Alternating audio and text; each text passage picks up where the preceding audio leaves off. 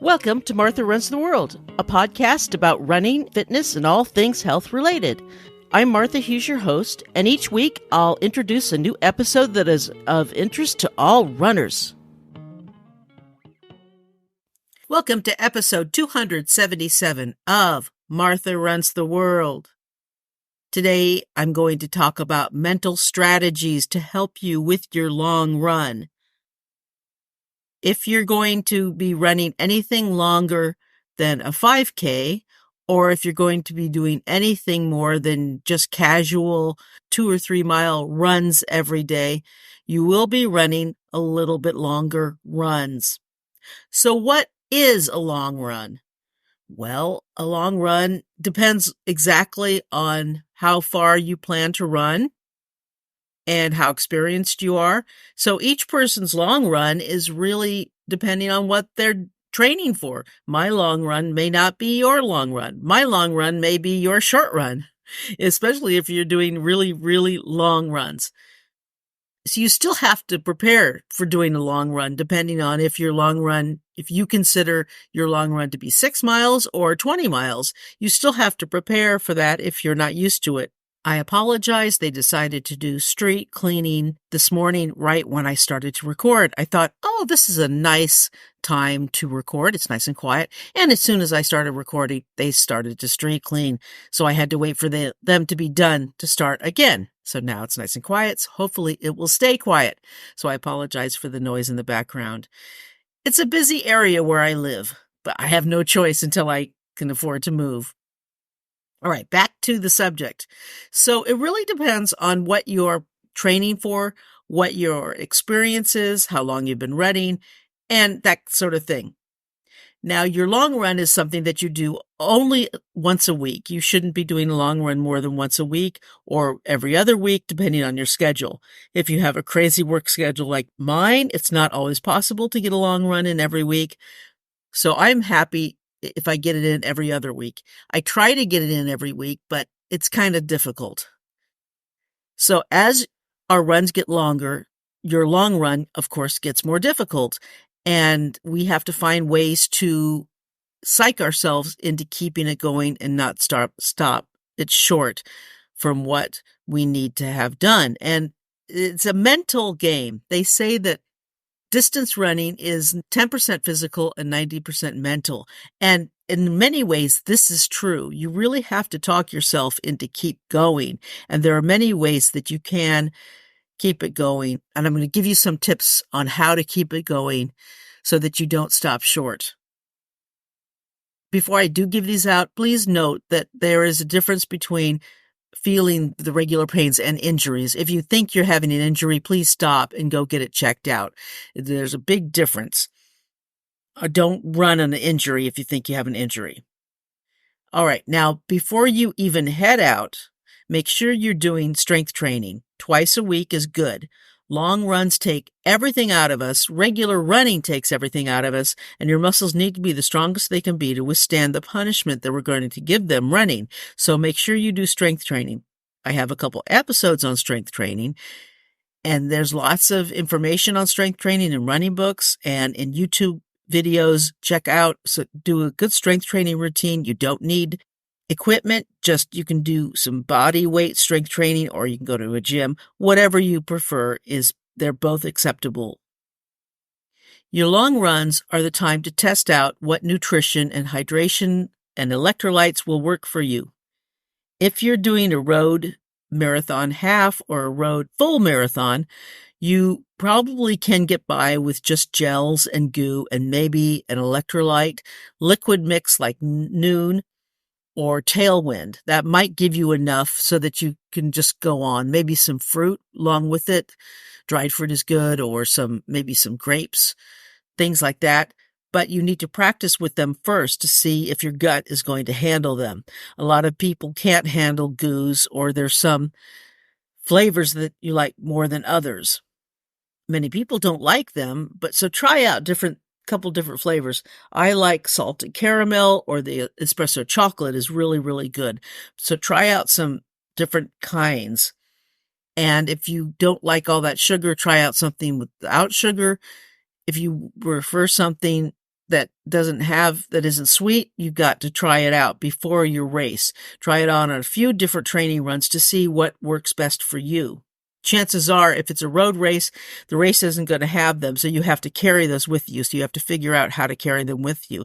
And remember that a lot of road races will not let you take a vest with you, so you have to figure out a way to take them. Maybe a waist pack will do well for you, and you can carry them in a waist pack. Some of those are pretty cool. You can carry a few bits of nutrition with you to help you on your race. A lot of road races are kind of strict as far as what you can take with you, so make sure that you have what you need on your race. And like I said, you have to train with it because you don't want to be going from porta potty to porta potty. All right? Remember that. And also, the day before your training run, make sure you only eat what's going to stay in your stomach before your long run. If certain foods affect you poorly, don't eat them the day before your long run. Like, I can't eat dairy the day before a long run or a race. That affects me really, really badly, so I have to be careful about eating dairy. I've had problems eating dairy before a race. Yeah, I remember one time I did a marathon and I was out of town, and the only food I could find was pizza, and I had a slice of pizza the night before my race. Well, I wound up having to hit a couple porta potties during the race, and that was not fun because that took about 20 minutes off my time because the lines were really long. So try not to eat a food that's going to affect you negatively. It will make a difference. Practice what you are going to do on race day. Eat bland foods. At least for me, my stomach is so sensitive, I have to have something bland. So I will eat bland foods the day before a long run, the day before my race. Chicken, potato, broccoli, yeah, that works for me. So you got to find what's going to work for you. Do the same thing on your training runs, on your long runs. Got to practice that. Okay, run slower than you think you should. If you feel like you're running too slow, that's the perfect pace. That will work. Take water, hydration with you. As these long runs get longer, you will also want to consider electrolytes, as I talked about. Make sure you have a good way of carrying them. Now, on your training runs, it depends on what kind of race you are training for. If you're training for a trail race, hydration vest is perfect. Take your bottles with you. If you're training for a road race, yeah, you can wear your hydration vest. Just remember that during a road race, you may not be able to take your hydration vest, but it's okay to take it with you on a training run. That's fine.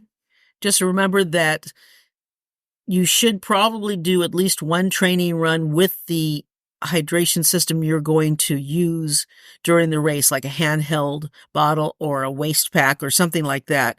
And do take something with you, because please don't put all your trust in the race. Plenty of races will not have appropriate water available. I'm talking road races here. Road races may not have the water available. They may run out by the time you get there. They may not have enough water stations. Things happen in races, and I see in these long races, I see runners without anything at all. I don't think that's good planning, and I don't think that any runner should put 100% trust in a race to supply them with everything that they need, hydration-wise. So do take at least a handheld water bottle with you. It really, really helps to make sure that you get enough hydration with you.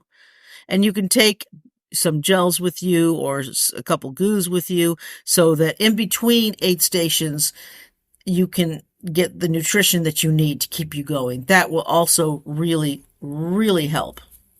It's perfectly fine to take walk breaks. I had a friend who, when he first started running, thought he failed his runs if he walked on them. This just simply isn't true. Every runner takes walk breaks, and it's perfectly fine if you decide to walk on your runs. It doesn't mean that you failed. It's fine. Just take some walk breaks. If you want to do some intervals, that's fine too. I do intervals now, and that's probably the way I'm going to be running from now on, is to do my intervals. I feel better that way. If you decide during a race that you're tired, just do intervals. There's nothing wrong with that at all. It works well for many, many runners. Now, in your training run, if you decide you need a break, that's perfectly fine. Now, this goes for road long runs or trail long runs. If there's a bench and you want to rest for a couple minutes, do so. Think of this as your personal aid station. Of course, it's nowhere near as fun as aid stations, especially at trail races, but it may do you some good for a short time. And I do mean short time. Don't sit for too long. Beware the chair, as we say, and we do mean it. You can get stuck there, you can stay for a very long time, and then it's really hard to keep going. The longer you stay on that bench, the harder it is to keep moving and the easier it is to give up. So don't stay very long. Just stay for a short time, keep your watch running, and look at the time and say, okay, I'm going to stay here for 2 or 3 minutes, and then I'm going to get going. And then, and check everything. Check your feet, see how everything feels. Then you can keep going. Keep everything in chunks. And this is a key to doing something that's overwhelming. If you have a long run, if you say, gee, I've never done a 10-mile run before, how do I accomplish this? This seems overwhelming to me. So put it into smaller bits. So let's see. 10 miles in half is 5 miles each, or into fives, that's 2 miles each. So, okay, I'm not really running 10 miles. I'm running 5 different 2-milers. Do it that way instead. So if you divide it up, you say, all right, I've got 2 miles done. And then the next one, I've got 2 miles done. And then like that. It doesn't seem so overwhelming, because a long run can be really overwhelming, and it can just really hurt you that way. Switch up your entertainment. If you usually listen to music, listen to a podcast, something funny, maybe not gory or murder or murder mystery like I like, but something like maybe about your sports team, if they're doing well, or something like that. Or maybe if you listen to the same playlist, put it on shuffle. Something that will keep it fresh, or if you usually listen to music, don't listen to music. Something to keep it different and unique, and to keep you going so that it's different than it usually is. You want it to be different and to keep your mind active. Have company. Okay, this is obvious. Recruit a running buddy, but if you can't find anyone to do the whole distance, then have them join you for part of it. If you've got a 15-mile run, but you can't find anyone to do the whole 15, maybe you can find someone to do 5 miles of it. And the last 5 miles would probably be the best, don't you think? So you can run 10 miles of it and then say, meet me at this time at this place at this particular time, and they can help you finish it. So they can be your pacer for the last 5 miles, right? Not a bad thing. Enjoy the bright moments. Even if it's a beautiful place, if you're having a hard time with your long run, you're not going to appreciate it as much as you should. Try to look at the small things. What do you see? What time of year is it? Is it spring? Are the blossoms out?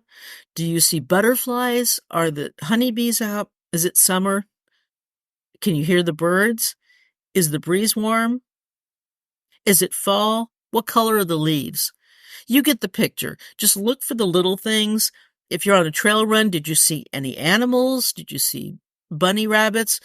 In the headlands, there are so many bunny rabbits all the time. They're the little bitty bunny rabbits, and they're jumping all over the place. It's really kind of cool. So see what you can see. Don't reflect back on previous miles until the very end. I never thought about this before, but I read this, and it tells me that if you think back about your past miles, you may find yourself running out of gas before you're through. And it actually makes sense, because you're thinking of all the things you did, and it may make you tired. So, okay, that does make sense. So don't think about that. Think about the forward, you're going forward, you're making progress, you're moving ahead. Don't think about looking backwards. Don't confuse boredom with exhaustion. You're not exhausted, you may be just bored. So don't confuse the two. Do mental scans of your body. Start with the tips of your toes and work your way up, all the way to the top of your head, and take your time. And this may take you a long time to complete. It's a long time to do a body check. So take your time. How do the tips of your toes feel? How does the ball of your foot feel? How does your arch? How does your heel? How does your ankles, your calves, your shin? Just go through every part and just ask it and see how everything is doing as you're running. And by the time it's over, you may have finished a mile or two. All right, not bad. Okay. Talk to yourself. If you're running alone and struggling, give yourself a pep talk, and you can say it out loud. No one's around, right? And even if they are, who cares? Tell yourself you're not that physically tired. You're just mentally fatigued, and you can push through this. Say things that, I'll have some water in a few minutes. That will make me feel better. Or, okay, after this mile, I'll stop and I'll get something to eat. I've got some luscious goo or something like that in my pack. I'll just grab it out and we'll have some. Just let me get past this mile. Something like that. You can think of something to get yourself going. Pep talks really are good. Give yourself something positive, though. Another way to employ self-talk is to practice gratitude. Remind yourself that you get to run rather than you have to run. Enjoy and be grateful for the ability to move, the endurance to go far, and for the time, scenery, and weather and training that you have in this moment. And that is huge because there will be times when you won't be able to run. So really appreciate that moment that you're running. Make checkpoints for yourself to complete mini goals along your route.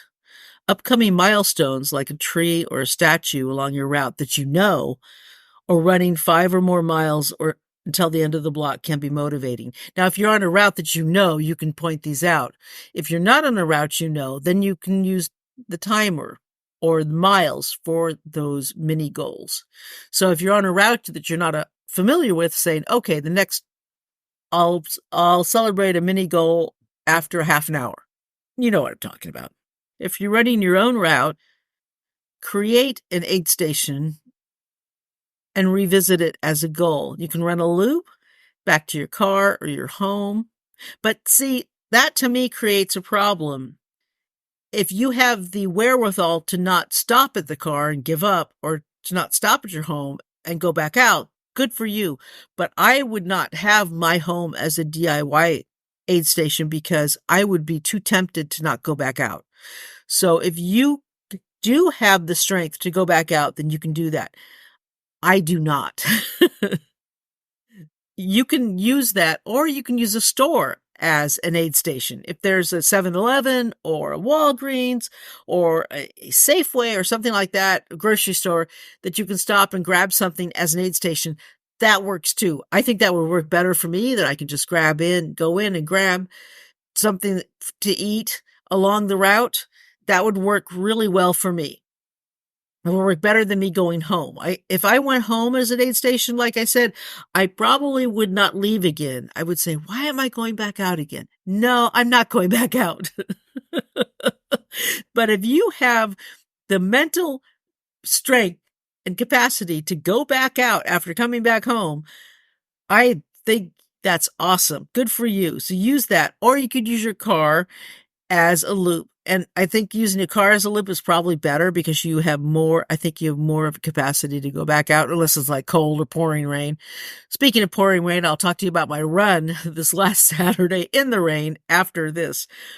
But yeah, if you have the strength to use your car as your aid station in a loop, that would be cool too. I think that would work better. But no, if I come home, I'm not going back out.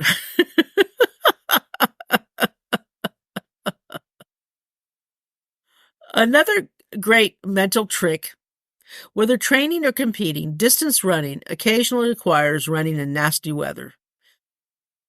In these cases, use the best rain gear you can in running. Really, if a rain jacket costs a little money, it's worth it because you want to use the best gear. Find a mantra, pick up a short phrase such as one step at a time, keep going forward, embrace the suck, something like that, and use that all through your run. You can change it up, you can switch it up, but you can just use that as a phrase and use it as a mantra and keep going. 10 more steps, whatever works for you. You can do that. Play counting games. If you run where there's a lot of other runners, try this game. Pick out a specific article of clothing, such as a white running hat, to look for during your run, then count how many runners wear it. Or you can count bunnies, bunny rabbits, or you can count telephone poles, or you can count cars.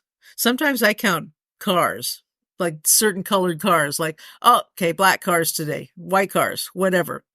You can do that as well. You can do all that kind of stuff. You can count whatever you want that's going to help you on your run.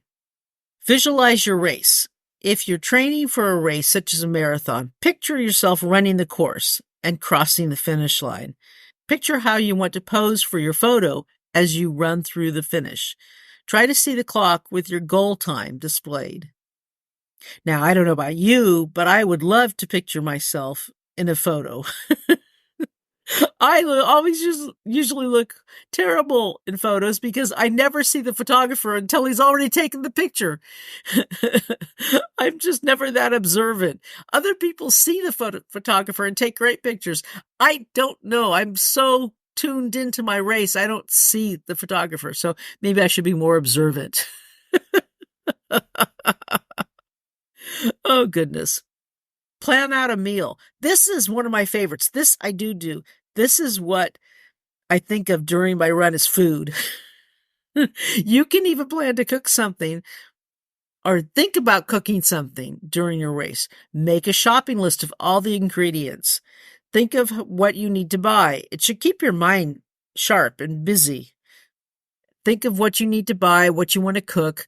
Think of all the things you need to go to the grocery store for. Think of what you have at home and what you need. Think of the ingredients. Think of the measurements, all that stuff. And that should help you keep busy. And this really, if you like to cook, this is perfect for you. Imagine what you'll be thinking as a volunteer. Put your race medal around your neck. I mean, that's pretty cool. That's a pretty cool feeling. So think about that. Think about how proud you will be of yourself when you cross the finish line. And one last thing, if you do, as I said before, if everything else fails and you feel absolutely exhausted, not bored, but truly exhausted, and you don't think your body can go the full distance that you planned for your training, there's nothing wrong with stopping a few miles short. It happens. It really does. Just make sure it's from exhaustion, not out of boredom. That's the difference. That's really the difference. And you can always make up for it in another day. There's nothing wrong with that. You don't want to push yourself past exhaustion because that's when injuries occur. Your body will tell you when it's had enough, and you need to listen to your body. It's really important to listen to the signs. Your body will tell you. They might be a little subtle, but you have to listen. Okay, now this past weekend, this has been a weird year for our weather in the West. Really strange. It's an El Nino year, which means we get a lot of rain here. Saturday, we had rain. It was pouring rain up till about 1 p.m. all morning long. And I had a bunch of stuff to do in the afternoon, so I couldn't go running in the afternoon. So I went out in the morning.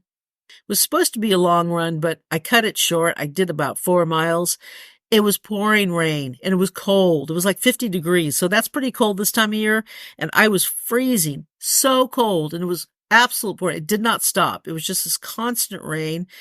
And I was so cold and just so soaking. I do have a nice rain running shell. It's a Columbia. Really, really nice shell. It wasn't cheap either, but I'm really glad I have it. It doesn't keep me warm, but it keeps me pretty dry. And it dries like in 5 minutes too. It's a great jacket. I love this jacket. And I went out in it and oh my goodness, it was so wet and cold.